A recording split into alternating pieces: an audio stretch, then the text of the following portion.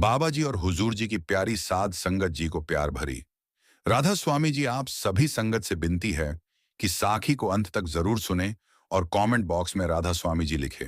संगत जी, आज मैं तुम्हें एक ऐसी साखी सुनाने जा रहा हूं जो सदियों से मेरे मन के किसी कोने में दबी हुई थी, जो आज तक किसी को नहीं बताई गई थी। पर आज वह घड़ी आ गई है जब उस साखी को बाहर निकालना ही होगा, क्योंकि यह साखी उस प्रश्न का उत्तर है जो हर जीव के मन में कभी ना कभी उठता ही है। वह प्रश्न जो करोड़ों बार मनुष्य ने अपने मन में पूछा है और जिसका उत्तर उसे कभी नहीं मिला। वह प्रश्न है कि आखिर इस असीम ब्रह्मांड में, इस अनंत रहस्यमयी सृष्टि में, उस परम तत्व परमपिता परमेश्वर की, उस सच्चे सद्गुरु की जो स्वयं परमात्मा का ही साकार स्वरूप है, मेहर किस पर बरसती है? किसके सिर पर उस अनमोल कृपा की वर्षा होती है? कौन है वह धन्य आत्मा जिस पर उसकी निगाह एक करम पड़ती है? और क्यों, क्यों उस पर पड़ती है? यह सबसे बड़ा रहस्य है जिसे जानने की हर आत्मा को तड़प होती है। और आज मैं उसी रहस्य को तुम्हारे सामने रखने जा रहा हूं। पर ध्यान रखना, यह कोई साधारण कथा नहीं है। यह अनुभव की आग में तपी हुई साखी है। यह उस सत्य की अभिव्यक्ति है जो मुझे मेरे सद्गुरु ने अपनी अपार कृपा से सिखाया है। और जब मैं इसे सुनाता हूं तो मेरा रोम रोम कांप उठता है, मेरी आंखों से आंसू बहने लगते हैं और मेरा हृदय उस प्रेम से भर जाता है जो शब्दों में नहीं समाता। इसलिए तुम भी अपने मन को शांत करो, अपनी सारी चिंताओं, अपनी सारी व्यस्तताओं को कुछ पल के लिए दूर रखो, अपने अंतर्मन का द्वार खोलो और उस परम सत्ता के सामने अपने आप को समर्पित कर दो। क्योंकि आज जो बात होने वाली है वह केवल कानों से सुनने की बात नहीं, बल्कि हृदय से अनुभव करने की बात है। और हाँ, मैं तुमसे एक बात और कहूंगा, इस कथा के दौरान किसी भी बाहरी बात का ध्यान न करना, न मंदिर की बात करनी, न पूजा पाठ की, न किसी तीर्थ या गंगा स्नान की, न किसी मूर्ति या मंत्र के जाप की, क्योंकि यह सब तो बाहरी उपाय हैं। ये तो मन के भ्रम हैं। पर सच्ची मेहर तो तब होती है जब तुम अपने अंदर झांकते हो, जब तुम अपनी सूरत को अपने शब्द से जोड़ते हो, जब तुम अपने सतगुरु की याद में डूब जाते हो और केवल उनका सिमरन करते हो, उनका भजन गाते हो, उसी में मग्न रहते हो। यही सच्ची भक्ति है, यही सच्चा उपासना का मार्ग है। और इसी मार्ग पर चलते हुए मुझे वह सत्य मिला जिसे मैं आज तुम्हारे सामने रख रहा हूं। अब इस कथा को ध्यान से सुनो, क्योंकि यह किसी और की नहीं, बल्कि मेरी अपनी आत्मा की कथा है। और जब तुम इसे सुनोगे तो तुम्हें यह जानकर आश्चर्य होगा कि इस साधारण सी कथा में कितना गहरा रहस्य छिपा हुआ है। और शायद यह तुम्हारे अपने जीवन का भी सच हो, क्योंकि हम सब एक जैसी तड़प से गुजरते हैं। हम सब एक जैसे प्रश्नों से घिरे रहते हैं और हम सब एक जैसे उत्तर की खोज में इस दुनिया में भटकते रहते हैं। पर वह उत्तर कहीं बाहर नहीं, बल्कि हमारे भीतर ही है, हमारी अपनी सूरत में, हमारी अपनी चेतना में। और जब हम उससे जुड़ते हैं तो सब कुछ स्पष्ट हो जाता है, सब कुछ सहज हो जाता है। और फिर हमें किसी प्रश्न की आवश्यकता नहीं रहती, क्योंकि हम स्वयं उस उत्तर का अंश बन जाते हैं। और अब मैं तुम्हें उस दिन की कहानी सुनाता हूं जब मुझे पहली बार यह अनुभूति हुई कि मेहर क्या होती है। वह दिन था जब मैं बहुत निराश था, मेरा मन बहुत व्याकुल था, मेरी आत्मा बेचैन थी। मुझे लग रहा था कि मैं किसी अंधेरी कुटिया में कैद हूं जहां से निकलने का कोई रास्ता नहीं। मेरे आसपास जो भी था वह मुझे खोखला लग रहा था। मेरे रिश्ते, मेरे काम, मेरी सोच, सब कुछ अर्थहीन लग रहा था। मैं उसी तरह भटक रहा था जैसे कोई प्यासा रेगिस्तान में भटकता है और उसे कहीं पानी की एक बूंद भी नहीं मिलती। मेरी प्यास एक अलग प्यास थी। वह प्यास थी उस सत्य की, उस परम शांति की, उस अमृता की, जो इस दुनिया की किसी भी चीज में नहीं थी। मैंने बहुत कोशिशें की थी, मैंने बहुत से मार्गों पर चलने की कोशिश की थी, पर हर बार मुझे वही मिला जो मैं पहले से जानता था, जो मुझे पहले से ही उपलब्ध था, जो क्षण भंगुर था, जो असार था। मैं बहुत पढ़ा लिखा था, मेरे पास दुनिया का बहुत सारा ज्ञान था, पर उस ज्ञान ने मुझे कभी संतुष्ट नहीं किया। वह ज्ञान तो उस प्यासे को ऊंट दिखाने जैसा था, पर पानी न दिखाने जैसा। मुझे अपने जीवन का कोई मतलब नजर नहीं आ रहा था।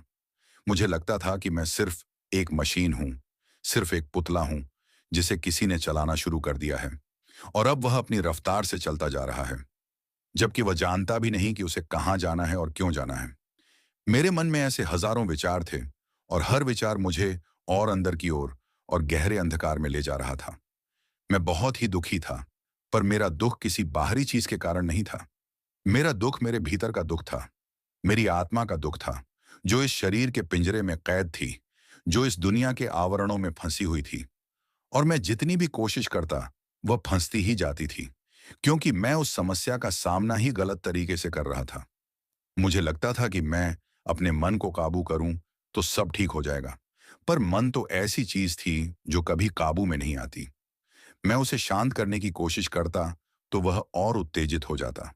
मैं उसे खाली करने की कोशिश करता तो वह और विचारों से भर जाता। यह एक ऐसा दुष्चक्र था जिससे निकलने का कोई रास्ता नजर नहीं आ रहा था। और फिर एक दिन, बिल्कुल उसी निराशा के अंधेरे में, मुझे किसी ने पुकारा। वह पुकार किसी बाहरी आवाज की तरह नहीं थी, बल्कि वह आवाज मेरे भीतर से आ रही थी। वह आवाज बहुत मीठी थी, बहुत कोमल थी। और उस आवाज ने मुझसे कहा, बेटा, तू क्यों इतना व्याकुल है? तू क्यों इतना परेशान है? तूने अपने जीवन की सबसे बड़ी चीज को ही भुला दिया है। तूने अपने सद्गुरु को भुला दिया है। और मैं चौंक गया। मैंने सोचा, कौन है यह? ये आवाज कहां से आ रही है? और फिर मुझे याद आया, ये वही आवाज है जो मैंने बचपन में अपने गुरु से सुनी थी, जो मुझे हमेशा से रास्ता दिखाती थी। पर मैंने उसे उसी तरह भुला दिया था जैसे हम अपनी सांसों को भुला देते हैं। और उसी पल मुझे एहसास हुआ कि मेरी सारी परेशानियों का कारण यही था कि मैंने अपने सद्गुरु की याद को अपने जीवन से हटा दिया था। मैंने उनके सिमरन को, उनके भजन को, उनके नाम को अपने हृदय से दूर कर दिया था। और परिणाम यह हुआ कि मेरा हृदय एक खाली कमरे की तरह हो गया था, जहां कोई रोशनी नहीं थी, कोई गर्मी नहीं थी, सिर्फ अंधकार और ठंडक थी।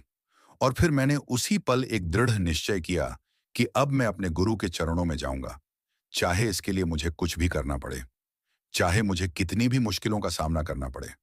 मैं अपनी सूरत को उनके शब्द से जोड़ूंगा। मैं अपने हर सांस में उनका नाम लूंगा। और इस निश्चय के साथ मैं अपनी यात्रा पर निकल पड़ा। पर यह यात्रा बाहरी दुनिया में कहीं जाने की यात्रा नहीं थी। ये मेरी अंतर यात्रा थी। ये मेरे भीतर की यात्रा थी। मुझे बाहर कहीं जाना नहीं था। मुझे तो बस अपने अंदर की उस गुफा में जाना था, जहां मेरा सद्गुरु पहले से ही विराजमान थे। मुझे बस उस पर्दे को हटाना था जो उनके और मेरे बीच आ गया था। और वह पर्दा और कुछ नहीं, मेरा अपना अहंकार था, मेरा अपना मोह था, मेरी अपनी दुनियादारी थी। और मैंने उस पल अपना अहंकार त्याग दिया। मैंने अपने मन की सारी कामनाओं को, सारी इच्छाओं को एक तरफ रख दिया और बस अपने गुरु के चरणों में सिर झुका दिया। और जैसे ही मैंने ऐसा किया, ऐसा लगा मानो मेरे सिर पर अमृत की वर्षा हो रही हो, मानो कोई अपार प्रकाश मेरे अंदर उतर रहा हो। मैंने उस अनुभव को अपने पूरे शरीर, अपने पूरे मन, अपनी पूरी आत्मा से महसूस किया। और उसी क्षण मुझे यह समझ आ गया कि असली मेहर क्या होती है। वह मेहर किसी बाहरी क्रिया का नाम नहीं है। न यह किसी तीर्थ या मंदिर में जाने से मिलती है, न किसी पूजा पाठ या जाप से मिलती है, बल्कि वह तो सिर्फ और सिर्फ सतगुरु के साथ तादात्म्य से, उनकी सूरत में अपनी सूरत को मिला देने से, उनके शब्द में अपने मन को लीन कर देने से मिलती है। और इस अनुभूति के बाद मेरा जीवन ही बदल गया। मेरे दुख दूर हो गए, मेरी निराशा खत्म हो गई, मेरी आत्मा को वह शांति मिल गई जो मैं जीवन भर तलाशता रहा था। पर यह केवल शुरुआत थी। अभी तो मुझे बहुत कुछ सीखना था, अभी तो बहुत कुछ समझना था। और इसी क्रम में मैं आगे की बातें तुम्हें सुनाता हूं। पर इससे पहले तुम यह समझ लो कि यह कथा केवल मेरी नहीं है। यह हर उस जीव की है जो अपने गुरु की खोज में है, जो उस मेहर को पाना चाहता है जो सबसे बड़ी दौलत है। और अब मैं अगले भाग में तुम्हें वह अनुभव सुनाऊंगा जो मुझे तब हुआ जब मैं गहरे सिमरन में डूबा, क्योंकि तब मैंने सच्ची मेहर के रहस्य को और गहराई से जाना। और यह रहस्य सुनकर तुम हैरान रह जाओगे। तुम्हें यह जानकर आश्चर्य होगा कि वह मेहर जिसे हम इतना ऊंचा समझते हैं, वह हमारे इतने करीब है। बस हमें अपनी आंखें खोलनी है, अपनी सूरत को जगाना है और अपने शब्द को पहचानना है। अब उस दिन की बात करता हूं जब मैं गहरे सिमरन में डूबा हुआ था और मुझे उस मेहर का वास्तविक स्वरूप समझ में आया। वह दिन किसी और दिन की तरह नहीं था। वह दिन बहुत ही खास था, क्योंकि उस दिन मेरे सद्गुरु ने अपनी असीम कृपा से मेरे भीतर की वह खिड़की खोली जो सदियों से बंद थी। जब मैंने अपनी आंखें बंद की और अपनी सूरत को भीतर की ओर मोड़ा, तो मुझे ऐसा लगा जैसे मैं किसी अनंत आकाश में उड़ रहा हूं, जहां कोई बंधन नहीं, कोई सीमा नहीं, कोई दीवार नहीं। वह स्थान इतना विशाल था कि उसकी कल्पना भी नहीं की जा सकती। और उस अनंत आकाश के बीचों बीच मुझे एक ज्योति दिखाई दी। वह ज्योति हजारों सूर्यों से भी अधिक प्रकाशमान थी। फिर भी उसमें तीव्रता नहीं थी, बल्कि उसमें एक अद्भुत शीतलता, एक अद्भुत माधुर्य और एक अपार प्रेम था। मैं उस ज्योति को देखकर स्थिर हो गया। मेरी सारी इंद्रियां, मेरा सारा मन, मेरी सारी चेतना उस ज्योति में समा गई। और तभी उस ज्योति के केंद्र से एक नाद उठा। वह नाद किसी वीणा की तान से भी मधुर था, किसी बांसुरी की धुन से भी मोहक था। वह नाद अनाहत था। वह वही शब्द था जिसके बारे में मेरे गुरु ने मुझे बताया था। वही शब्द जो बिना किसी उपकरण के, बिना किसी बाहरी साधन के स्वयं ब्रह्मांड से निकलता है। और उस नाद के साथ साथ मुझे अपने सद्गुरु का दर्शन हुआ। पर यह दर्शन मेरी आंखों से नहीं, बल्कि मेरी सूरत से हुआ। यह दर्शन इतना अद्भुत था कि मैं अपने आप को भूल गया। मैंने अपने शरीर को भूला, मैंने अपनी पहचान को भूला, मैंने अपने नाम और रूप को भूला। मैं बस उस प्रेम में, उस आनंद में, उस शांति में घुल गया। और उसी समय मेरे सतगुरु ने मुझसे कहा, बेटा, क्या तू जानता है कि यह मेहर क्या है? क्या तू जानता है कि यह अनुग्रह किस पर होता है? मैंने विनम्रता से सिर झुकाते हुए कहा, नहीं प्रभु, मैं नहीं जानता। मैं तो बस तड़प रहा था, बस पुकार रहा था, बस रो रहा था, और आपने मुझे अपना दर्शन दिया। यही मेरे लिए सबसे बड़ी मेहर है। लेकिन मेरे सतगुरु ने मुस्कुराते हुए कहा, नहीं बेटा, यह तो मेहर की बूंद है, सागर नहीं। तूने अभी पहला कदम रखा है। अभी तुझे बहुत दूर जाना है, बहुत गहरे उतरना है। क्योंकि सच्ची मेहर तो उस आत्मा पर होती है जो अपने आप को पूरी तरह से समर्पित कर देती है, जो अपने अहंकार को, अपने मोह को, अपने संसार को, अपनी सारी इच्छाओं को उस परम सत्ता के चरणों में रख देती है, और जो किसी बदले की अपेक्षा नहीं रखती, जो केवल देना जानती है, लेना नहीं। और उसके बाद मेरे गुरु ने मुझे एक दृश्य दिखाया। उस दृश्य में मैंने देखा कि दो व्यक्ति एक ही रास्ते पर चल रहे हैं। दोनों की दशा एक जैसी है, दोनों को एक जैसी परेशानियां हैं, दोनों को एक जैसी चुनौतियां हैं, पर उनमें एक बड़ा अंतर है। एक व्यक्ति तो बस चलता जा रहा है, वह रास्ते पर चलते हुए भी अपने मन में हजारों बातें सोच रहा है। वह अपने आसपास की दुनिया को देख रहा है। वह उन सुख दुख में उलझा हुआ है जो रास्ते के किनारे मिलते हैं। और दूसरा व्यक्ति बस अपने गुरु का नाम लेता हुआ, अपने गुरु का सिमरन करता हुआ चल रहा है। उसे न तो रास्ते की परवाह है, न उसके आसपास की दुनिया की। उसकी निगाहें केवल उस मंजिल पर हैं जहां उसे अपना गुरु मिलेगा। और उसी दौरान अचानक तूफान आया, एक भयंकर तूफान जिसने सब कुछ उजाड़ दिया। पेड़ उखड़ गए, रास्ते मिट गए, नदियां उफन गईं, और उस तूफान में दोनों व्यक्ति बह गए। पर क्या हुआ? वह पहला व्यक्ति जो मन में उलझा हुआ था, जो अपने विचारों के जाल में फंसा हुआ था, वह तो तूफान में और गहरे अंधकार में चला गया। उसे न तो कोई रास्ता दिखा, न कोई सहारा मिला। वह बस वहीं गिरा पड़ा रहा। पर वह दूसरा व्यक्ति जो अपने गुरु का नाम ले रहा था, उसके अंदर एक अलग ही शक्ति थी। जब तूफान आया तो उसने अपनी आंखें बंद कर लीं और बस अपने गुरु का सिमरन करने लगा। और उस सिमरन ने उसे बचा लिया। जैसे कोई नाव किसी तूफानी समुद्र में भी सुरक्षित रहती है, उसी तरह उस आत्मा ने, जो सिमरन में लीन थी, उस तूफान को पार कर लिया। और मैंने उस दृश्य को देखा तो मेरी आंखें खुली की खुली रह गईं। मैंने समझा कि सच्ची मेहर उसी पर होती है जो अपने गुरु के सिमरन में, उनके भजन में, उनकी याद में डूबा रहता है। चाहे बाहरी दुनिया में कितने भी तूफान आए, कितनी भी मुश्किलें आएं, वह आत्मा कभी डगमगाती नहीं, क्योंकि उसकी सूरत उस शब्द से जुड़ी होती है जो सबसे मजबूत आधार है। वह शब्द ही उसकी रक्षा करता है, वह शब्द ही उसे रास्ता दिखाता है। और उस दृश्य को देखने के बाद मुझे एक और सवाल उठा। मैंने अपने गुरु से पूछा, पर प्रभु, वह दूसरा व्यक्ति तो आपका सिमरन कर रहा था, पर वह कैसे कर रहा था? क्या वह केवल मुंह से नाम ले रहा था? क्या उसका मन कहीं और था? क्या वह यंत्रवत रूप से कर रहा था, या उसके भीतर कुछ और था? और मेरे सतगुरु ने मुस्कुराकर कहा, यह तो तू जानता ही है। जब मन नाम के साथ जुड़ता है, जब उसके पीछे तड़प होती है, जब उसके पीछे वास्तविक पुकार होती है, जब आंखों में आंसू होते हैं, जब हृदय में व्याकुलता होती है, तभी वह सिमरन सच्चा होता है। केवल होठों के हिलाने से, केवल जीभ के चलने से, केवल माला के फेरने से कोई मेहर नहीं होती। मेहर तो उसकी तीव्र इच्छा पर होती है, उसकी गहरी प्यास पर होती है। जैसे मछली पानी के बिना नहीं रह सकती, वैसे ही वह आत्मा अपने गुरु के बिना नहीं रह सकती। और जब वह गुरु की याद में इतना डूब जाती है कि उसे अपने शरीर का भी होश नहीं रहता, उसे दुनिया की कोई चीज याद नहीं रहती, तब उस पर उस गुरु की मेहर बरसती है।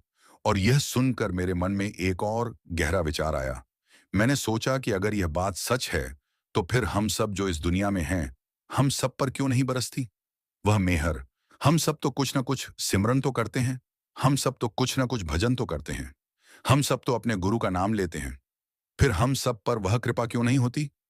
और फिर मेरे गुरु ने मेरे मन की बात पढ़ी और बोले, बेटा, तेरा सवाल बहुत गहरा है, पर इसका जवाब तुझे अपने अनुभव से ही मिलेगा।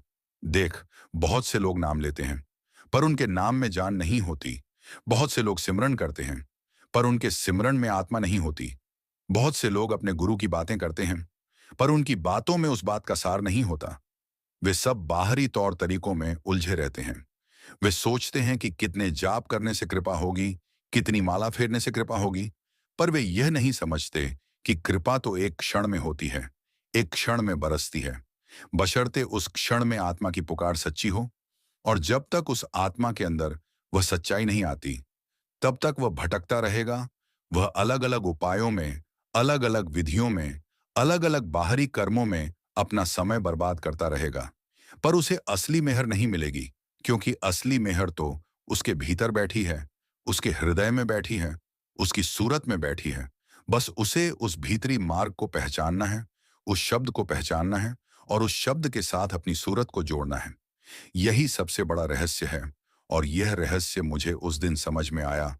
मैंने अपनी सूरत को उस शब्द से जोड़ दिया, मैंने अपने मन को उस नाद में लीन कर दिया, और फिर देखा कि वह मेहर मुझ पर बरसने लगी। जैसे बादल बरसते हैं, वैसे ही वह बरसी, बिना किसी कारण के, बिना किसी शर्त के, बस इसलिए कि मैंने अपना दरवाजा खोल दिया था, मैंने उसे आने दिया था। मैंने अपनी सारी देहरी, अपनी सारी दीवारें गिरा दी थीं। और जब कोई दीवार नहीं होती, तो मेहर की धारा अपने आप प्रवाहित हो जाती है। उसे किसी बाहरी प्रयास की आवश्यकता नहीं होती। और उस अनुभव के बाद मैं पूरी तरह से बदल गया था। मैं अब वह नहीं रहा जो पहले था। मेरी सोच बदल गई थी, मेरा दृष्टिकोण बदल गया था। मेरी आंखें वह देखने लगी थीं जो पहले नहीं देख पाती थीं। मेरे कान वह सुनने लगे थे जो पहले नहीं सुन पाते थे। और सबसे बड़ी बात, मेरा हृदय उस प्रेम से भर गया था जो कभी खाली नहीं होता, जो हमेशा बहता रहता है। और इसीलिए मैं तुम सबसे कहता हूं कि अपनी सूरत को अपने शब्द से जोड़ो, अपने मन को अपने गुरु के सिमरन में लगाओ, और देखो कि वह मेहर कैसे तुम पर बरसती है। पर यह अभी समाप्त नहीं हुआ है। अभी तो मुझे और भी गहराई में जाना था। अभी तो मुझे उस मेहर के और भी रहस्यों को समझना था। क्योंकि जब मैं उस अनुभूति में डूबा था, तब मुझे अपने जीवन की उन घटनाओं को समझने का अवसर मिला जिन्हें मैं कभी समझ नहीं पाया था। मुझे वे क्षण याद आए जब मैं बिल्कुल अकेला था, जब कोई मेरे साथ नहीं था, जब दुनिया ने मुझे त्याग दिया था। और तब मैंने महसूस किया कि वास्तव में मुझे किसी ने नहीं त्यागा था। मैंने ही तो अपने गुरु को त्याग दिया था। मैंने ही तो उनकी याद को अपने दिल से दूर कर दिया था। मैंने ही तो उनके सिमरन को अपने जीवन से निकाल दिया था। और इसीलिए मैं इतना अकेला, इतना उदास, इतना दुखी था। पर जब मैंने उन्हें फिर से अपने जीवन में बुलाया, तो वह अकेलापन कहाँ चला गया, वह दुख कहाँ चला गया, वह निराशा कहाँ चली गई। वे सब तो उसी पल विलीन हो गए जब मैंने अपनी सूरत को उनके शब्द से जोड़ा। और यही तो सबसे बड़ा चमत्कार है, यही तो सबसे बड़ी मेहर है, कि जब हम उसे याद करते हैं, तो वह हमें इतना भर देता है कि हमें किसी और चीज की आवश्यकता ही नहीं रहती। हम स्वयं पूर्ण हो जाते हैं, स्वयं परिपूर्ण हो जाते हैं। और अब जब मैं पीछे मुड़कर अपने जीवन को देखता हूं, तो मुझे वे सारे दुख, वे सारी मुश्किलें, वे सारी विपदाएं बड़ी छोटी लगती हैं। वे सब तो मात्र परछाई थीं, मात्र एक सपना था जो टूट गया। और उस सपने के टूटने पर ही मुझे सत्य का साक्षात्कार हुआ। और अब मैं उस सत्य को तुम सबके सामने रख रहा हूं, ताकि तुम भी उसी मेहर के हकदार बन सको, ताकि तुम भी उसी प्रकाश में चल सको। इसलिए अगले भाग में मैं तुम्हें उस आत्मा की कहानी सुनाऊंगा जिसने सच्ची मेहर को अपने जीवन में उतारा और जिसका जीवन ही एक साखी बन गया। उस कहानी को सुनकर तुम समझ जाओगे कि असली मेहर क्या है और वह किस पर होती है। अब मैं तुम्हें उस व्यक्ति की कहानी सुनाता हूं जिसे मैंने अपने जीवन में देखा, जिसके जीवन ने मुझे सिखाया कि सच्ची मेहर किस पर होती है। उसका नाम तो मैं नहीं लूंगा, क्योंकि वह नाम इस कथा के लिए महत्वपूर्ण नहीं है। महत्वपूर्ण तो उसकी आत्मा है, उसकी तड़प है, उसकी प्यास है और उस पर हुई उस गुरु की कृपा है। वह व्यक्ति मेरे बहुत करीबी था, मेरा एक पुराना साथी था और मैंने उसे बहुत निकट से देखा था। वह बहुत साधारण था, उसमें कोई विशेष प्रतिभा नहीं थी। न वह बहुत पढ़ा लिखा था, न वह बहुत बुद्धिमान था, न उसके पास कोई बड़ी संपत्ति थी, न कोई बड़ा पद था। वह तो बिल्कुल सामान्य था, जैसे हम में से कोई भी हो सकता है। लेकिन उसमें एक गहरी बात थी, एक बात जो उसे बाकियों से अलग बनाती थी, और वह बात थी उसकी लगन, उसकी तड़प, उसके गुरु के प्रति, उसका गहरा प्रेम। वह बहुत कम बोलता था, पर जब भी बोलता, तो उसके शब्दों में एक अजीब सी मिठास होती थी, एक अजीब सी गंभीरता होती थी, जो सुनने वाले को झकझोर देती थी। मुझे याद है कि एक बार मैं उससे मिलने गया था। वह अपनी झोपड़ी में रहता था, बहुत छोटी सी झोपड़ी, जिसमें मुश्किल से एक या दो व्यक्ति रह सकते थे। पर उस झोपड़ी में एक अलग ही वातावरण था। वहां पर शांति थी, वहां पर सुकून था, वहां पर एक प्रकार की पवित्रता थी, जो किसी बड़े महल में भी नहीं होती। मैंने उसे देखा। वह अपनी आंखें बंद किए बैठा था। उसके होंठ हिल रहे थे। वह कोई मंत्र नहीं बोल रहा था, वह कोई जाप नहीं कर रहा था। वह तो बस अपने गुरु के नाम को, उनके स्वरूप को, उनके प्रेम को अपने हृदय में बिठाए हुए था। और उसके चेहरे पर एक अद्भुत दिव्यता थी, जैसे कोई देवदूत धरती पर उतर आया हो। मैंने उसे देखा तो मुझे ईर्ष्या हुई।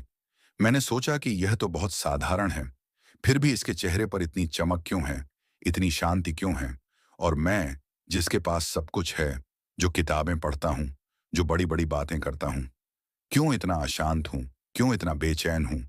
और उसी पल मुझे अपनी गलती का एहसास हुआ। मेरे पास सब कुछ था, पर वह एक चीज नहीं थी जो इस साधारण व्यक्ति के पास थी। वह चीज थी उसकी आत्मा की प्यास, उसकी उस परम सत्ता के प्रति गहरी लगन, और उसकी सूरत, जो अपने गुरु के शब्द से जुड़ी हुई थी। मैं उसके पास बैठ गया और कुछ देर उसे चुपचाप देखता रहा। फिर उसने अपनी आंखें खोली और मुझे देखकर मुस्कुराया। उस मुस्कुराहट में कोई दिखावा नहीं था, कोई कृत्रिमता नहीं थी। वह मुस्कुराहट उसके हृदय की गहराई से आ रही थी। उसने मुझसे कहा, भाई, तुम आ गए? बहुत दिनों बाद आए हो। मैंने कहा, हाँ, बहुत दिनों बाद आया हूं। तुम ठीक तो हो? उसने कहा, मैं तो हमेशा ठीक हूं। जब मेरे गुरु मेरे साथ हैं, तो मैं कैसे बीमार हो सकता हूं? जब वे मेरे साथ हैं, तो मुझे किसी चीज की कमी नहीं हो सकती। और उसने यह बात इतनी सहजता से कही, जैसे कोई कहे कि सूरज रोज उगता है, जैसे कोई कहे कि नदी हमेशा बहती है। उसके शब्दों में, उसके विश्वास में, उसके प्रेम में कोई डगर नहीं थी। वह पूरी तरह से अपने गुरु के प्रति समर्पित था। और मैंने उससे पूछा, तुम्हें कैसे पता कि तुम्हारे गुरु तुम्हारे साथ हैं? क्या तुम उन्हें देखते हो? क्या तुम उनकी आवाज सुनते हो? उसने मुस्कुराकर कहा, भाई, यह आंखों से देखने और कानों से सुनने की बात नहीं है। यह तो मेरी आत्मा का अनुभव है। मैं जब भी अपनी आंखें बंद करता हूं और अपने भीतर झांकता हूं, तो मुझे उनकी उपस्थिति महसूस होती है। वह उपस्थिति इतनी स्पष्ट होती है, इतनी मूर्त होती है कि मुझे बाहरी किसी चीज की आवश्यकता नहीं रहती। वह मेरे हर सांस में है, मेरी हर धड़कन में है, मेरे हर विचार में है। और जब मैं उन्हें इतना करीब पाता हूं, तो मुझे कोई डर नहीं लगता, कोई चिंता नहीं होती, कोई परेशानी नहीं होती। बस एक अपार शांति होती है। और यह सुनकर मेरी आंखों में आंसू आ गए। मुझे लगा कि मैंने अपना पूरा जीवन कितनी बड़ी भूल में बिताया है। मैं उस सत्य को, जो इतना करीब था, उसे इतनी दूर ढूंढता रहा। और मैंने उससे कहा, मुझे भी वही चाहिए, मुझे भी वही अनुभव चाहिए। मुझे बताओ कि मैं क्या करूं, मुझे कैसे वह शांति मिलेगी, मैं कैसे अपने गुरु को पा सकता हूं? उसने मेरी बात सुनी और बहुत धीरे से, बहुत ही प्यार से कहा, भाई, तुम कुछ नहीं कर सकते। सच तो यह है कि तुम्हें कुछ करने की आवश्यकता भी नहीं है। तुम्हें बस करना यह है कि अपनी सूरत को अपने गुरु के शब्द से जोड़ दो। बस इतना ही। और बाकी सब वह खुद करेंगे। तुम्हें अपनी सूरत को, अपनी चेतना को, अपने मन को उस नाम में, उस सिमरन में लगाना है। और फिर देखना है कि कैसे वह मेहर तुम पर बरसती है। वह मेहर किसी बाहरी क्रिया का परिणाम नहीं है। वह तो सिर्फ तुम्हारी सूरत के उस शब्द से जुड़ जाने का स्वाभाविक फल है।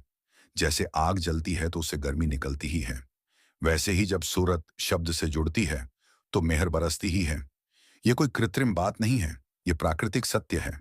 और उसने मुझसे यह भी कहा कि यह मत सोच कि तुझे कोई विशेष योग्यता चाहिए, या तुझे कोई विशेष संस्कार चाहिए, या तुझे कोई विशेष जन्म चाहिए। नहीं, इसके लिए तो बस एक सच्ची लगन चाहिए, एक सच्ची प्यास चाहिए। और वह प्यास अगर तेरे अंदर है तो वह मेहर तुझ पर अवश्य होगी। चाहे तू कितना भी पापी हो, चाहे तू कितना भी गिरा हुआ हो, चाहे तू कितना भी अज्ञानी हो, उसके लिए तो बस तेरी पुकार काफी है, तेरी तड़प काफी है। और यह सुनकर मुझे बहुत बड़ी राहत मिली, क्योंकि मैंने अपने आप को बहुत नीचा, बहुत अयोग्य, बहुत अपात्र समझ लिया था।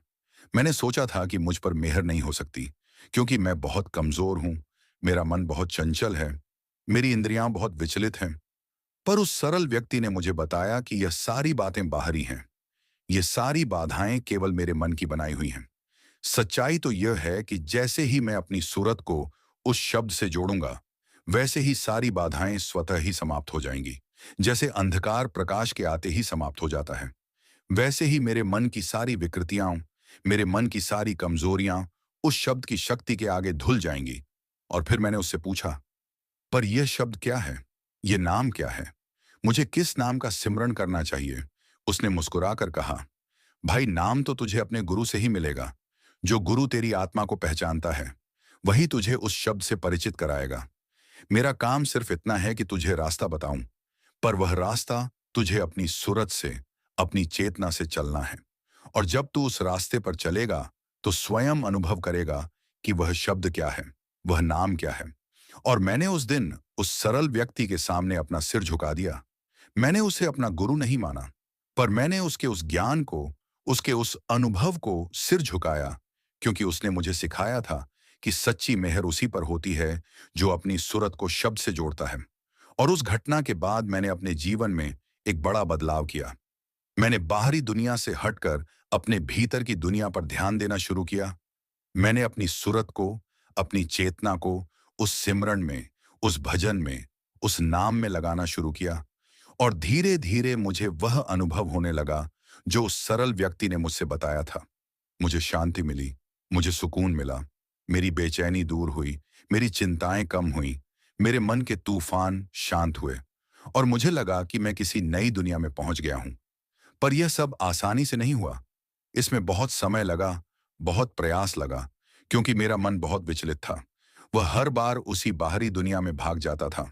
मैं जितनी कोशिश करता, वह उतना ही बाहर भागता। मैं जितना उसे रोकने की कोशिश करता, वह उतना ही विद्रोह करता। यह बहुत कठिन संघर्ष था, बहुत लंबा संघर्ष था। और इसी संघर्ष के दौरान मुझे एक और सच्चाई का पता चला। वह यह कि सच्ची मेहर केवल शुरुआत में ही नहीं होती, बल्कि वह हर क्षण, हर पल, हर सांस में होती है। जब मन विचलित होता है, तो मेहर उसे वापस लाती है। जब मन भटकता है, तो मेहर उसे रास्ता दिखाती है। जब मन हार मान लेता है, तो मेहर उसे नई शक्ति देती है। और इस प्रकार मेहर एक निरंतर प्रवाह है, जो उस आत्मा पर बरसता है, जो उसे पाने के लिए तरसती है। और इसलिए मैं यह बात पूरे विश्वास के साथ कह सकता हूं कि मेहर किसी की जाति पर नहीं होती, किसी के धर्म पर नहीं होती, किसी के कर्म पर नहीं होती। मेहर तो केवल और केवल उस आत्मा की सच्ची पुकार पर होती है, उसकी तड़प पर होती है, उसकी सूरत की उस शब्द से जुड़ने की इच्छा पर होती है। और अब जब मैं पीछे मुड़कर देखता हूं, तो मुझे वह सारा समय बहुत कीमती लगता है। वह सारा संघर्ष, वह सारा दर्द, वह सारा अकेलापन, सब कुछ बहुत कीमती लगता है, क्योंकि उसी संघर्ष ने मुझे वह अनमोल रत्न दिया जो इस दुनिया की कोई भी संपत्ति नहीं दे सकती। उस रत्न ने मुझे बता दिया कि मैं कौन हूं, मेरा असली घर कहाँ है, मुझे कहाँ जाना है। और उस रत्न को पाने के बाद अब मुझे इस दुनिया की कोई भी चीज आकर्षित नहीं करती, क्योंकि मैंने सबसे बड़ी चीज पाली है। वह चीज है मेरे सद्गुरु का प्रेम, उनकी मेहर, उनकी कृपा। और अब मैं हर पल उसी प्रेम में डूबा रहता हूं, उसी सिमरन में डूबा रहता हूं। और यही मेरे जीवन का सबसे बड़ा सत्य है। और आगे के भाग में मैं तुम्हें बताऊंगा कि जब मैं गहरे सिमरन में गया, तो मुझे क्या क्या अनुभव हुए, और कैसे मेहर के वे पहलू मुझे दिखे जो सबसे अधिक गूढ़ हैं। क्योंकि सच्ची मेहर के सागर में तो असीम रत्न बिखरे पड़े हैं, और उनमें से कुछ रत्न तो ऐसे हैं जिन्हें पाने के लिए हमें अपनी सूरत को पूरी तरह से उस शब्द में विलीन कर देना पड़ता है, और तभी वे रत्न हमारे हाथ लगते हैं। जब मैं गहरे सिमरन में डूबता गया, तो मुझे मेहर के वे पहलू दिखाई देने लगे जो बहुत गूढ़ थे, जिन्हें सामान्य भाषा में समझाना बहुत कठिन है। पर फिर भी मैं अपनी सीमित भाषा में उन्हें तुम्हारे सामने रखने की कोशिश करूंगा, ताकि तुम भी उस अनुभव का कुछ अंश पा सको। वह एक अद्भुत रात थी, या कहूं कि वह रात नहीं, बल्कि एक ऐसा समय था जब मुझे न दिन का पता था, न रात का। मैं सिमरन में इतना खो गया था कि मुझे अपने शरीर का कोई एहसास नहीं था। मेरी सूरत अपने गुरु के शब्द में इस कदर घुल गई थी कि मैं और वह शब्द एक हो गए थे। और फिर अचानक मुझे ऐसा लगा जैसे मेरे भीतर कोई द्वार खुल रहा है। कोई ऐसा द्वार जो अब तक बंद था, जो सदियों से, या यूं कहूं कि अनंत काल से बंद था। और उस द्वार के खुलते ही मुझे एक अद्भुत प्रकाश दिखाई दिया। वह प्रकाश इतना कोमल था, इतना मधुर था, इतना सुखद था कि मैं उसे देखकर स्थिर हो गया। वह प्रकाश कोई बाहरी सूरज या चांद की रोशनी नहीं थी। वह तो मेरी अपनी आत्मा का प्रकाश था, जो उस शब्द के संपर्क में आकर जाग गया था। और उस प्रकाश में मुझे अपने सद्गुरु की मूर्ति दिखाई दी। वह मूर्ति बहुत स्पष्ट थी, बहुत सजीव थी, और वह मुझसे कह रहे थे, बेटा, अब तू सच्चे सिमरन की दहलीज पर है। अब तुझे वह रहस्य समझ में आने वाला है जो मैं तुझसे छिपा रहा था। क्योंकि जब तक तू अपनी सूरत को इस शब्द से पूरी तरह नहीं जोड़ लेता, तब तक वह रहस्य तुझे समझ में नहीं आ सकता। और अब जब तूने वह जोड़ दिया है, तो अब तू उस रहस्य को जानने के योग्य हो गया है। और मेरे गुरु ने मुझसे कहा, देख, यह मेहर का रहस्य है कि यह किसी विशेष व्यक्ति पर नहीं होती। यह तो हर उस आत्मा पर होती है जो अपनी सूरत को शब्द से जोड़ लेती है। पर यहां एक और सूक्ष्मता है। जब तू अपनी सूरत को शब्द से जोड़ता है, तो वह जोड़ उस गुरु के साथ होता है जो तुझे वह शब्द देता है। और जो गुरु तुझे शब्द देता है, वह स्वयं उस शब्द का मूर्त रूप होता है। यानी कि जब तू सिमरन करता है, तो वास्तव में तू अपने गुरु का ही सिमरन करता है, क्योंकि वह शब्द और वह गुरु दोनों एक ही हैं। और इसलिए जब तू उस शब्द को पकड़ता है, तो तू अपने गुरु को पकड़ लेता है। और जब तू अपने गुरु को पकड़ लेता है, तो तू उस परम सत्ता को पकड़ लेता है, जो सबका स्रोत है। यही सबसे बड़ा रहस्य है कि सिमरन के द्वारा हम सीधे अपने गुरु से और उसके द्वारा उस परम तत्व से जुड़ जाते हैं। और यह जुड़ाव ही सच्ची मेहर है, क्योंकि इस जुड़ाव से हमें वह प्रेम मिलता है जो दुनिया में कहीं नहीं है। वह शांति मिलती है जो दुनिया में कहीं नहीं है। वह आनंद मिलता है जो दुनिया में कहीं नहीं है।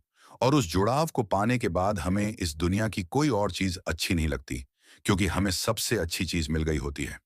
और फिर मेरे गुरु ने मुझे एक और दृश्य दिखाया। उस दृश्य में मैंने देखा कि एक बहुत बड़ा मैदान है। उस मैदान में अनगिनत आत्माएं हैं। सभी आत्माएं अलग अलग दशा में हैं। कुछ बहुत ऊंचाई पर हैं, कुछ बीच में हैं, और कुछ बहुत नीचे हैं। और सबके बीच से एक नदी बह रही है। वह नदी अमृत की नदी है। उसका प्रवाह निरंतर है। और जो कोई भी उस नदी में डुबकी लगाता है, उसकी सारी प्यास बुझ जाती है, उसकी सारी बेचैनी मिट जाती है, उसकी सारी दूरियां समाप्त हो जाती हैं। और मैंने देखा कि कुछ आत्माएं तो उस नदी के किनारे खड़ी हैं, उस पानी को देख रही हैं, उसकी चमक की प्रशंसा कर रही हैं, पर वे उसमें कूदती नहीं, क्योंकि वे डरती हैं। उन्हें लगता है कि बहुत ठंडा होगा, या बहुत गहरा होगा, या उन्हें तैरना नहीं आता। और कुछ आत्माएं तो उस नदी से कोसों दूर हैं। वे तो उसे देख भी नहीं पा रही हैं। वे बस अंधेरे में भटक रही हैं। पर कुछ आत्माएं ऐसी भी हैं जो उस नदी के पास आती हैं, और बिना किसी हिचकिचाहट के, बिना किसी डर के, बिना किसी संकोच के उसमें कूद पड़ती हैं। और जैसे ही वे कूदती हैं, वे उस धारा में बह जाती हैं। वे उस अमृत से भर जाती हैं। उनकी सारी कमियां, सारी खामियां, सारी दूरियां, सब कुछ धुल जाता है, और वे पूरी तरह से निर्मल हो जाती हैं। और मुझे यह दृश्य देखकर यह समझ में आया कि वह नदी और कुछ नहीं, मेहर की वह धारा है जो हर पल बह रही है, जो हर आत्मा के लिए उपलब्ध है। पर हम उसमें कूदते नहीं, हम उससे अपना परिचय नहीं बनाते, हम उस सिमरन के उस अमृत में अपनी सूरत को नहीं डुबाते। और इसीलिए हम प्यासे ही रह जाते हैं, हम बेचैन ही रह जाते हैं, हम अधूरे ही रह जाते हैं। और मेरे गुरु ने मुझसे कहा, देख, ये मेहर हर पल बरस रही है। ये किसी का मोहताज नहीं है, ये किसी की प्रतीक्षा नहीं करती, ये तो बस बरस रही है। और जो अपना पात्र खोलता है, वह उससे भर जाता है, और जो अपना पात्र बंद रखता है, वह खाली ही रहता है। ये बहुत सरल सत्य है, पर हम इस सरल सत्य को समझ नहीं पाते, क्योंकि हमारा मन बाहरी चीजों में इतना उलझा होता है कि वह इस भीतरी सत्य को देख ही नहीं पाता। और उस दृश्य को देखने के बाद मुझे अपनी जीवन की सारी घटनाएं याद आ गईं। जब जब मैं दुखी था, जब जब मैं उदास था, जब जब मैं निराश था, वास्तव में उन सब क्षणों में मेहर की वह धारा बह रही थी। पर मेरा पात्र बंद था। मैंने उसे खोला नहीं था। मैं अपनी सूरत को उस शब्द से नहीं जोड़ पाया था। मैं सिमरन में नहीं था और इसीलिए मैं वंचित रह गया था। और यह बात समझ में आने के बाद मैंने पक्का निश्चय कर लिया कि अब मैं अपना पात्र हमेशा खुला रखूंगा। मैं अपनी सूरत को हर पल उस शब्द से जोड़े रखूंगा। चाहे मैं किसी भी दशा में हूं, चाहे मैं कोई भी काम कर रहा हूं, चाहे मैं कहीं भी हूं, मैं अपने अंदर उस सिमरन को, उस भजन को, उस याद को जिंदा रखूंगा। और जब मैंने यह निश्चय किया, तो मुझे एक अजीब सी ताकत महसूस हुई। मानो मेरे भीतर कोई शक्ति पैदा हो गई है। मानो मैं कोई भारी बोझ उठा सकता हूं। मानो मैं किसी भी चुनौती का सामना कर सकता हूं। और यह सब उस सिमरन की बदौलत था।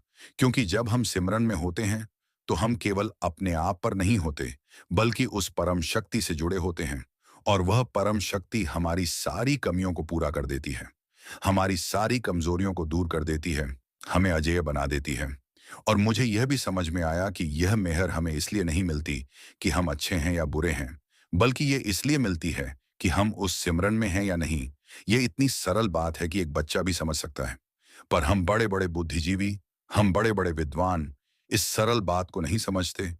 हम बड़ी बड़ी तार्किक बातें करते हैं, हम बड़े बड़े दार्शनिक विचार करते हैं, पर उस सरल सत्य तक हम पहुंच नहीं पाते, क्योंकि हमने अपनी बुद्धि को इतना उलझा लिया है कि हम अपनी सूरत की उस सरलता को भूल गए हैं। हम अपने शब्द की उस सहजता को भूल गए हैं। और यह भूल ही हमारे दुख का मूल कारण है। और इसलिए मैं तुम सबसे यही कहूंगा कि इस भूल को मत करो, इस भ्रम में मत रहो।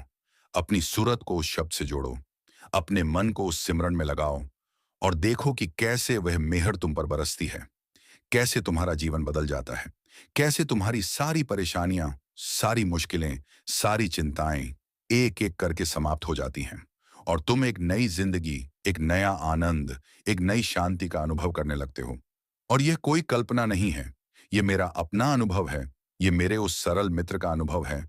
यह उन लाखों आत्माओं का अनुभव है जिन्होंने इस सत्य को जाना और अपनाया है।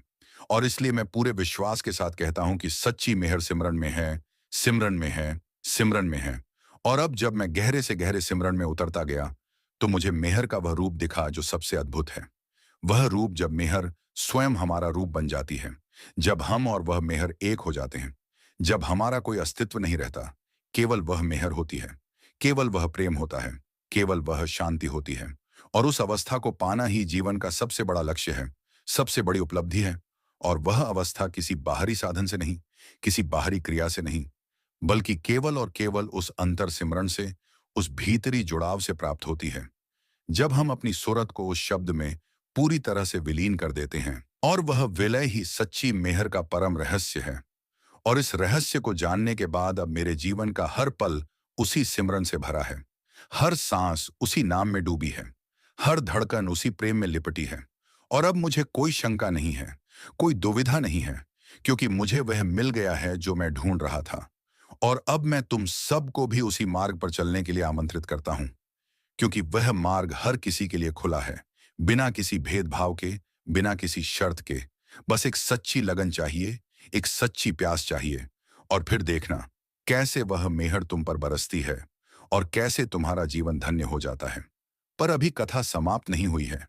अभी एक और महत्वपूर्ण भाग बाकी है, जहां मैं तुम्हें बताऊंगा कि उस मेहर को पाने के बाद जीवन कैसे बदलता है, और कैसे वह मेहर हमें इस दुनिया की हर विपत्ति से पार करा ले जाती है, और कैसे हम उस मेहर के बल पर निर्भय हो जाते हैं, निश्चिंत हो जाते हैं, और पूरी तरह से उस परम प्रेम में लीन हो जाते हैं। अब मैं इस साखी के अंतिम भाग में तुम्हें बताता हूं कि जब वह मेहर किसी आत्मा पर पूरी तरह से बरस जाती है, तब उस आत्मा की दशा क्या हो जाती है, और उसके जीवन में क्या परिवर्तन आ जाते हैं। क्योंकि मेहर केवल एक घटना नहीं है, बल्कि वह एक ऐसी शक्ति है जो जीवन की दिशा ही बदल देती है। मैंने अपने जीवन में बहुत कुछ देखा है, बहुत कुछ अनुभव किया है, और सबसे बड़ा अनुभव यही रहा है कि जब मेहर बरसती है, तो वह आत्मा किसी और दुनिया की हो जाती है। वह आत्मा इस दुनिया में होते हुए भी इस दुनिया से परे हो जाती है। वह आत्मा अपने शरीर में होते हुए भी उस परम शरीर से जुड़ जाती है जो अजर और अमर है। मुझे याद है कि जब मेरे उस सरल मित्र पर मेहर बरसी, तो उसका जीवन पूरी तरह से बदल गया था। पहले वह बहुत ही सामान्य व्यक्ति था। उसके पास कुछ भी नहीं था। उसकी दशा बहुत खराब थी। पर जब उस पर मेहर बरसी, तो वह इतना संतुष्ट, इतना आनंदित, इतना परिपूर्ण हो गया कि जिनके पास दुनिया की सारी चीजें थीं, वे भी उससे ईर्ष्या करने लगे। मैंने उसे कभी उदास नहीं देखा। मैंने उसे कभी परेशान नहीं देखा। मैंने उसे कभी चिंतित नहीं देखा। वह हमेशा मुस्कुराता रहता था, हमेशा प्रसन्न रहता था, हमेशा अपने गुरु के भजन में मग्न रहता था। और मैंने उससे एक बार पूछा, तुम इतने खुश कैसे रहते हो, जबकि तुम्हारे पास कुछ भी नहीं है? तुम्हारे पास न घर है, न संपत्ति है, न कोई परिवार है, न कोई सहारा है। तुम तो बिल्कुल अकेले हो। फिर भी तुम इतने आनंदित कैसे हो? तुम्हें किसी भी बात की चिंता क्यों नहीं होती? उसने मुस्कुराकर मुझसे कहा, भाई मेरे पास वह सब कुछ है जिसकी मुझे आवश्यकता है। मेरे पास मेरे गुरु का प्रेम है, उनकी मेहर है, उनकी कृपा है, और इससे बढ़कर और क्या चाहिए? संपत्ति, घर, परिवार, सहारा, ये सब तो वह चीजें हैं जो एक दिन नष्ट हो जाएंगी, जो एक दिन मुझसे छीन ली जाएंगी। पर मेरे गुरु का प्रेम, उनकी मेहर, वह कभी नष्ट नहीं होती, वह कभी छीनी नहीं जाती। वह तो सदा मेरे साथ है, और इसीलिए मैं हमेशा खुश हूं। और यह बात सुनकर मैं चुप हो गया। मुझे लगा कि यह व्यक्ति सचमुच बहुत बड़ा है। यह व्यक्ति सचमुच धन्य है, क्योंकि उसने उस अनमोल चीज को पा लिया था जिसे पाने के लिए राजा महाराजा, आर्षि मुनि सब तरसते हैं। और मैंने उससे फिर पूछा, तो क्या तुम्हें कभी कोई दुख नहीं होता? क्या तुम्हें कभी कोई पीड़ा नहीं होती? क्या तुम्हारे जीवन में कभी कोई मुश्किल नहीं आती? उसने कहा, अवश्य आती है। मैं भी इस दुनिया में हूं। मुझे भी इस दुनिया की परेशानियां झेलनी पड़ती हैं। मुझे भी शारीरिक कष्ट होते हैं। मुझे भी मानसिक चुनौतियां आती हैं। परंतु वे सब मुझे विचलित नहीं करती, क्योंकि मेरे भीतर वह सिमरन जो है, वह भजन जो है, वह याद जो है, वह मुझे इतनी शक्ति देता है कि वे सारी परेशानियां मुझे बहुत छोटी लगती हैं। जैसे किसी बड़े पहाड़ के सामने एक छोटा सा कंकड़, वैसे ही मेरी परेशानियां उस सिमरन की शक्ति के सामने बहुत छोटी लगती है। और मैं उनसे घबराता नहीं, मैं उनसे डरता नहीं, मैं उन्हें हंसते हुए स्वीकार कर लेता हूं। और यह जानकर मुझे बहुत आश्चर्य हुआ कि सिमरन की इतनी शक्ति होती है। वह हमें हर मुश्किल से पार करा सकती है। वह हमें हर दुख में सुख की अनुभूति करा सकती है। वह हमें हर अंधकार में प्रकाश का मार्ग दिखा सकती है। और इसीलिए मैं हमेशा कहता हूं कि सिमरन ही सबसे बड़ा सहारा है। सिमरन ही सबसे बड़ा बल है। सिमरन ही सबसे बड़ा धन है। और यह सिमरन किसी बाहरी विधि से नहीं, किसी बाहरी अनुष्ठान से नहीं, बल्कि सिर्फ अपनी सूरत को अपने गुरु के शब्द से जोड़ने से होता है। और जब हम यह जोड़ करते हैं, तो हम अपने उस परम स्रोत से जुड़ जाते हैं जो सारी शक्तियों, सारी दिव्यताओं, सारी मेहर का स्रोत है। और मुझे यह भी याद है कि एक बार मैं बहुत बड़ी आपदा में फंस गया था। मुझे लगा कि अब मैं बर्बाद हो गया, अब मेरा कोई नहीं बचा सकता। और उस समय मुझे वही सरल व्यक्ति याद आया। मैंने उसकी बताई हुई बातों को याद किया और अपनी सूरत को अपने गुरु के शब्द से जोड़ दिया। मैंने मन से सिमरन शुरू किया, और देखते ही देखते मुझे ऐसा लगा जैसे कोई बड़ी शक्ति मुझे संभाल रही है। कोई बड़ा हाथ मुझे पकड़ रहा है। मेरी आपदा का समाधान होने लगा। मुश्किलें दूर होने लगीं, रास्ते खुलने लगे, और मुझे एहसास हुआ कि यह उसी मेहर का चमत्कार है जो उस सरल व्यक्ति पर बरसी थी, और अब मुझ पर भी बरस रही है। और इसीलिए मैं कहता हूं कि यह मेहर कोई दूर की चीज नहीं है, यह हमारे बहुत करीब है। बस हमें उस करीबी को पहचानना है। और उस करीबी को पहचानने का सबसे सरल उपाय है सिमरन, अपने गुरु का सिमरन, उनके भजन में डूब जाना, उनकी याद में खो जाना। और जब हम ऐसा करते हैं, तो वह मेहर अपने आप बरसती है। हमें उसे बुलाने की आवश्यकता नहीं, हमें उसे रोकने की आवश्यकता नहीं। वह तो स्वतः ही आती है। ठीक उसी तरह जैसे सूरज की रोशनी स्वतः ही आती है, जैसे हवा स्वतः ही बहती है, जैसे पानी स्वतः ही बहता है। बस हमें अपना दरवाजा खोलना है, अपनी खिड़की खोलनी है, और उसे आने देना है। और यही मेहर का सबसे बड़ा रहस्य है कि वह तो पहले से ही बरस रही है, पहले से ही प्रवाहित हो रही है। बस हमने अपनी सूरत को उससे जोड़ा नहीं है, और इसलिए हम वंचित हैं। और जब हम अपनी सूरत को जोड़ लेते हैं, तो हम वंचित नहीं रहते, हम पूर्ण हो जाते हैं। और अब मैं इस साखी को समाप्त करते हुए तुम सबसे यही निवेदन करूंगा कि इस सत्य को, इस अनुभव को, इस ज्ञान को अपने जीवन में उतारो। सिमरन को अपना जीवन बना लो, भजन को अपनी सांस बना लो, और अपने गुरु की याद में हर पल जियो। यही सबसे बड़ी सच्चाई है, यही सबसे बड़ी साखी है, और यही सबसे बड़ी मेहर है कि हम अपने गुरु को कभी ना भूलें, उनका नाम हमेशा अपने हृदय में रखें और उस नाम के बल पर इस दुनिया के सारे दुखों को, सारी विपत्तियों को, सारी मुश्किलों को पार कर लें। क्योंकि जिसके पास गुरु का नाम है, उसके पास सब कुछ है। जिसके पास गुरु का नाम है, उसे किसी चीज का डर नहीं। जिसके पास गुरु का नाम है, वह सबसे शक्तिशाली है, वह सबसे बड़ा है, वह सबसे धन्य है। और मैं उस परम तत्व से, अपने सद्गुरु से, अपनी पूरी आत्मा से यही प्रार्थना करता हूं कि वह हम सबको इस सिमरन की शक्ति को पहचानने की क्षमता दे। वह हम सब की सूरत को अपने शब्द से जोड़े और हम सब पर अपनी अपार मेहर बरसाए, क्योंकि हम सब उसी के हैं, हम सब उसी की संतान हैं, हम सब उसी की तरफ लौट कर जाना है। और यह लौटना, यह वापसी सिमरन के द्वारा ही संभव है। इसलिए सिमरन करो, भजन करो, अपने गुरु की याद में जियो और देखो कि कैसे वह मेहर तुम्हारे जीवन को बदल देती है, कैसे वह तुम्हारे दुखों को सुख में, अंधकार को प्रकाश में, मृत्यु को अमरता में परिवर्तित कर देती है। यही सच्ची साखी है, यही सच्चा संदेश है, और यही मेरी अंतिम वाणी है कि सिमरन ही सब कुछ है, सिमरन ही जीवन है, सिमरन ही मोक्ष है, और सिमरन ही सच्ची मेहर है। अब मैं चुप हो जाता हूं, क्योंकि बहुत कह चुका हूं, पर यह चुप्पी भी उसी सिमरन की चुप्पी है, उसी मेहर की चुप्पी है, जो सब शब्दों से परे है, जो सब अनुभवों से परे है। और उस चुप्पी में मैं अपने गुरु के चरणों में सिर झुकाता हूं, और तुम सबको भी उसी चुप्पी में, उसी सिमरन में, उसी मेहर में विलीन होने का आशीर्वाद देता हूं। बस इतना ही कहना था, बस यही साखी थी, बस यही सत्य था, बस यही अनुभव था। और अब मैं समाप्त करता हूं, पर यह समाप्ति केवल शब्दों की है, अनुभव की नहीं। क्योंकि अनुभव तो सदा रहेगा, वह मेहर सदा बरसेगी, और जो उसे पा लेगा वह सदा के लिए धन्य हो जाएगा। संगत जी, अगर आपको साखी अच्छी लगी हो तो लाइक करें और कमेंट बॉक्स में राधा स्वामी जी लिखें। अपने दोस्तों और सत्संगी भाइयों को जरूर शेयर करें। राधा स्वामी जी।